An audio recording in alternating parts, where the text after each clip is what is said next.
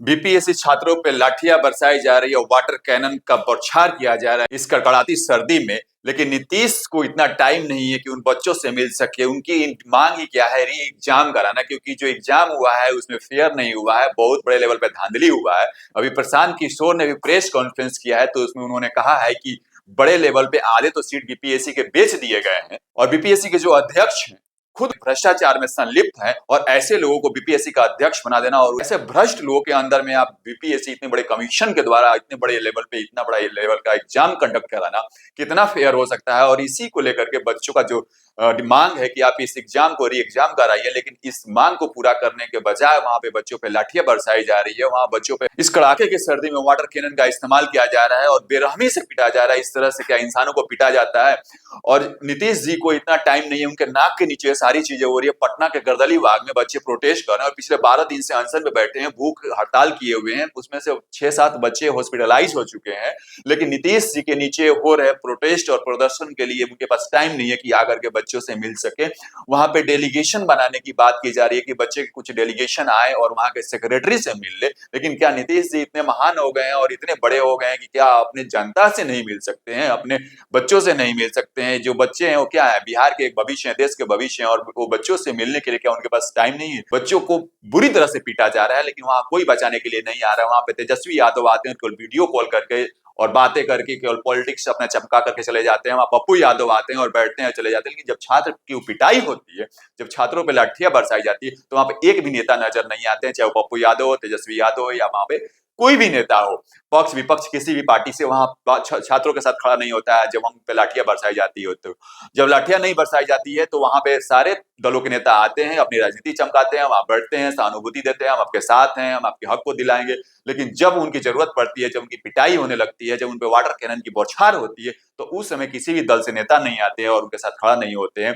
इस तरह से छात्रों को कहीं ना कहीं छला जा रहा है और छात्रों के साथ एक बड़ा धोखा हो रही है और पॉलिटिक्स किया जा रहा है छात्रों के साथ। आप देखिए, तेजस्वी यादव एक दिन रात में पहुंचते हैं, वहां पे बातें करते हैं, जी ठीक है आप प्रोटेस्ट करिए, हम आपके साथ हैं। लेकिन जब वहां पे लाठियां बरसाई जाती है, नहीं आते हैं। कल की बात है, जब प्रशांत किशोर उस क्राउड को लीड कर रहे थे, छात्रों को लीड करके आगे के लिए मार्च कर रहे थे, तो उस समय जब तक प्रशांत किशोर थे भीड़ के साथ, तब तक लाठियां नहीं बरसाई गई। लेकिन जैसे ही प्रशांत किशोर वहां से निकलते हैं, बच्चों को फिर से लाठियां बरसानी शुरू हो जाती है और बुरी तरह से बच्चों को पीटा जाता है। उस पर तेजस्वी यादव का बयान आता है कि वहां पे प्रशांत किशोर ने इस प्रोटेस्ट को हाईजेक कर लिया है और बच्चों को प्रशांत किशोर पिटवा रहे हैं। लेकिन क्या अगर लग रहा है कि बच्चों को प्रशांत किशोर पिटवा रहा है, तो वहां पे तेजस्वी यादव क्यों नहीं आ गया है? क्योंकि पटना तो दूर है नहीं, पटना में ही वो रहते हैं और पटना में प्रोटेस्ट चल रहा है, तो तेजस्वी यादव आते और उस प्रोटेस्ट को लीड कर लेते, वहां बच्चों को पीटने से बचा लेते। लेकिन केवल कह देने से नहीं होता है और आकर के सोशल मीडिया पे ट्वीट कर देना, डाल देना कि बच्चों को मारा जा रहा है, प्रशांत किशोर ने हाईजेक कर लिया है, वो एक बीजेपी के बी टीम है, बीजेपी के लिए काम करे। इस तरह से आरोप प्रत्यारोप लगाने से इस समस्या का समाधान नहीं हो सकता है और ये पूरे प्रोटेस्ट अब पूरी तरह से पॉलिटिक्स होते नजर आ रहा है। आप देखिए, आज अलग अलग जगहों पे बिहार बंद का ऐलान किया गया है, बिहार चक्का जाम किया जा रहा है और ये छात्र केवल नाम दिया जा रहा है कि छात्रों के द्वारा ये चक्का जाम किया जा रहा है। अलग अलग जगहों पर ट्रेनों को रोका जा रहा है, आरा में पटना बक्सर पैसेंजर ट्रेन को रोक दिया गया है। इससे बिहार संपर्क क्रांति एक्सप्रेस जो है वो दरभंगा में रोका गया है और कहा जा रहा है कि छात्रों का प्रोटेस्ट छात्रों के द्वारा रोका जा रहा है। लेकिन वहां पे देखेंगे तो वहां पे अलग अलग पार्टियां प्रोटेस्ट कर रही है और ट्रेनों को रोक रही है और छात्रों के नाम पे ये सारा चीज हो रहा है। तो कहीं ना कहीं छात्रों को यहाँ पे बदनाम करने की साजिश और छात्रों के नाम पे ये पॉलिटिक्स हो रहा है, क्योंकि आने वाले समय में बिहार में जो 2025 में चुनाव है, उससे लेकर के ये सारी पार्टियां अपनी राजनीतिक रोटियां सेक रही है। यहाँ बच्चों की कोई बात नहीं कर रहा है, बच्चे पिट रहे हैं, कोई बात नहीं, वो सारी पार्टियां मजे ले रही हैं और बैठे बैठे बस कमेंट करना है, ट्वीट कर देना है। लेकिन यहाँ पे बच्चों की जो कुटाई हो रही है, बच्चों की जो बेरहमी से पिटाई हो रही है, उसको कैसे रोका जाए और बच्चों की आगे पिटाई नहीं हो। अभी तक से जब तक से बच्चे प्रोटेस्ट करें, 2 बार लाठीचार्ज हो चुका है, अब बच्चों को बुरी तरह से दोनों बार पीटा गया है, खदेड़ खदेड़ करके पीटा गया है। बच्चे वहां पे हाथ जोड़ रहे हैं, फिर भी उनकी पिटाई हो रही है। इस चीज पे जाकर के आगे कोई नहीं खड़ा हो रहा है, चाहे किसी भी दल के नेता हो, कि क्यों बच्चों की पिटाई हो रही है। जिस अधिकारी के आदेश पे लाठीचार्ज हुआ है, जिस एसपी और डीएसपी के आदेश पे लाठीचार्ज हुआ है, उस एसपी और डीएसपी के खिलाफ कोई नहीं आवाज उठा रहा है, कोई जाकर के कोई नेता नहीं बोल रहा है। लेकिन हाँ, बच्चों के नाम पर ट्रेनें रोक देना और ट्रेन का चक्का जाम कर देना और बिहार बंद कर देना, ये केवल राजनीति हो रही है।